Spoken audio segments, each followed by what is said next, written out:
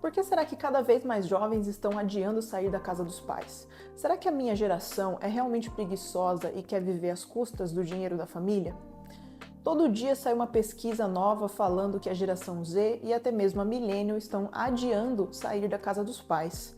Nos Estados Unidos, por exemplo, 1 a cada 3 jovens americanos de 18 a 34 anos ainda vivem com os pais. Já aqui no Brasil, 1 a cada 4 jovens estão na mesma situação.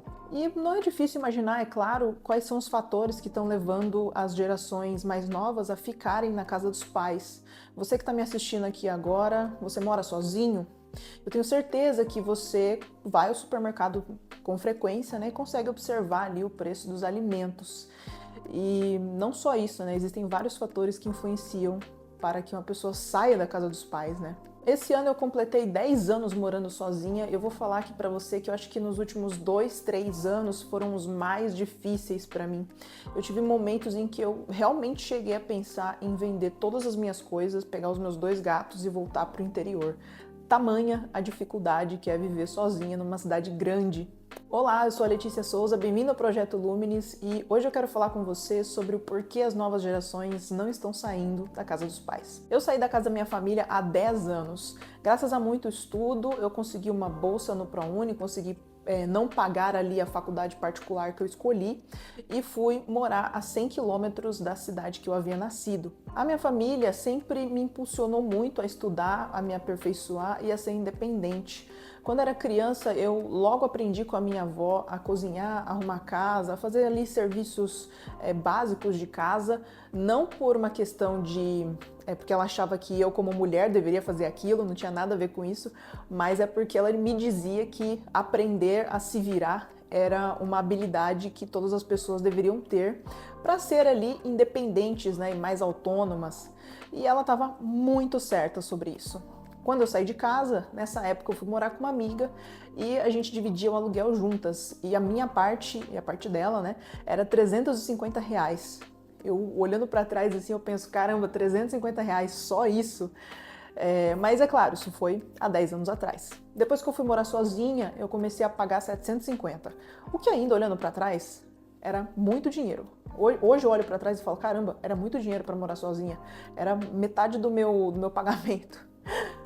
Esse período eu diria que ainda que muito difícil quanto a alguns perrengues de uma primeira vez morando sozinha, eu também diria que foi um dos mais divertidos e mais tranquilos. Eu cursava gastronomia, então uma das coisas que eu podia fazer, na verdade eu não podia, mas eu fazia, era levar comida da faculdade para casa. E assim eu economizava pelo menos 1 ou 2 refeições no dia, levando essa comida para casa. E os professores, é claro, fingiam que não estavam vendo isso acontecer, porque não era permitido. Depois que eu me mudei para São Paulo, minha vida mudou completamente. Eu tinha mais contas para pagar, menos tempo livre, mais responsabilidades e, como você sabe, veio uma coisa chamada pandemia. Depois desse período, cortando para hoje, né, atualmente, quando eu entro no supermercado, por exemplo, eu tenho vontade de sair quebrando tudo que eu vejo pela frente, destruindo tudo, porque eu fico com muita raiva do valor do preço dos alimentos. Se você vai ao mercado, você compartilha dessa mesma dor aqui comigo, né? Eu tenho muita raiva de ir no mercado.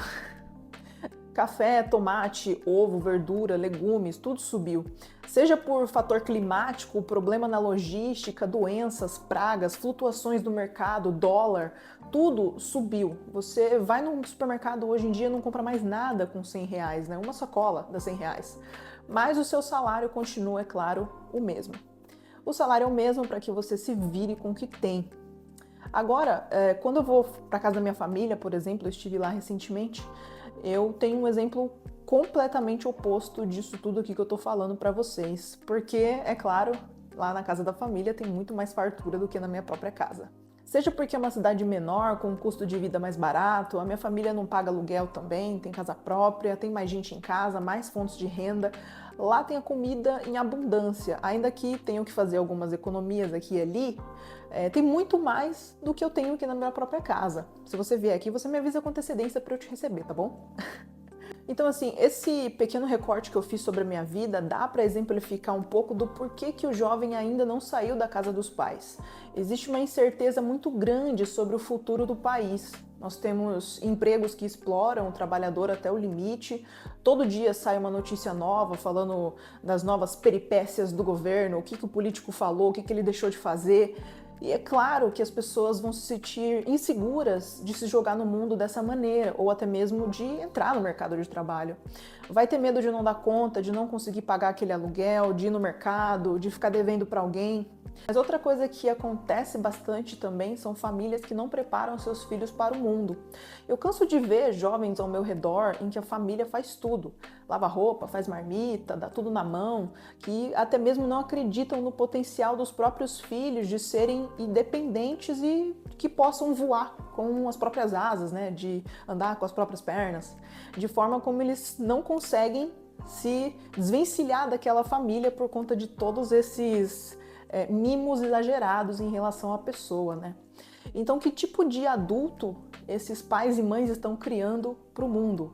Aí, se por acaso a pessoa acaba morando sozinha, não tem organização financeira, não sabe manter uma casa arrumada, não sabe fazer o básico de uma alimentação saudável, pais e mães que criam indivíduos desesperados e completamente despreparados para enfrentar a vida lá fora. Mas existe um caminho possível para todas essas coisas? É claro que existe.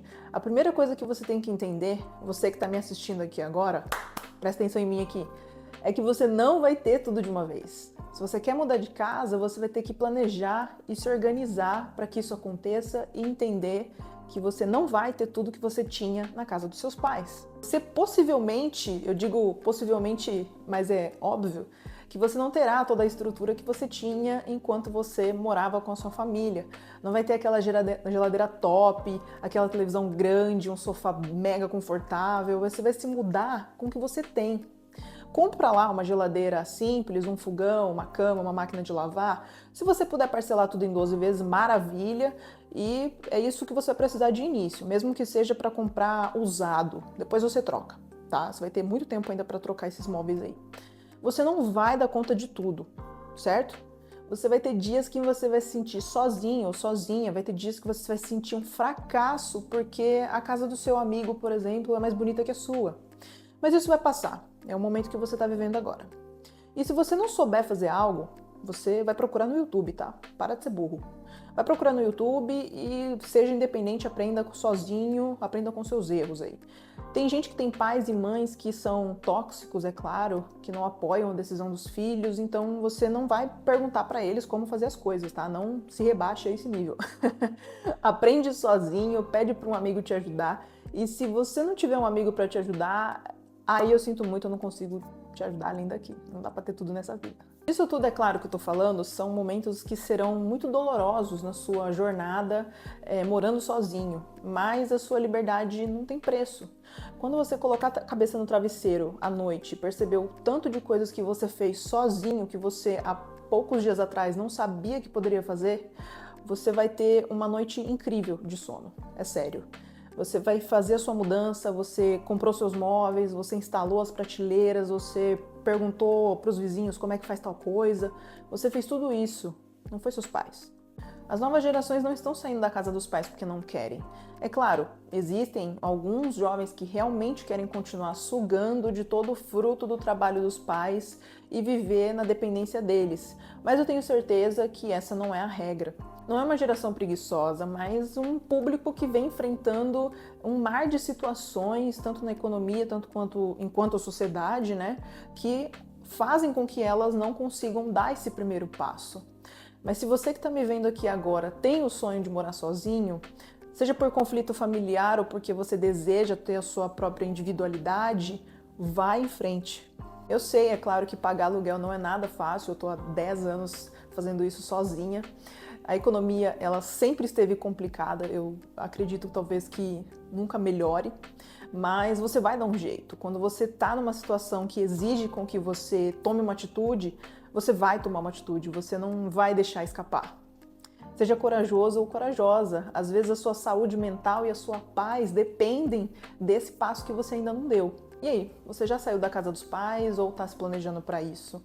Como foi esse processo? Como foram os seus primeiros passos aí em busca da sua individualidade? Vamos conversar aqui nos comentários. E se você chegou até aqui nesse vídeo, eu peço que você curta e comente, é claro, e se inscreva nesse canal para que essa mensagem chegue mais longe. Até o próximo vídeo. Tchau, tchau.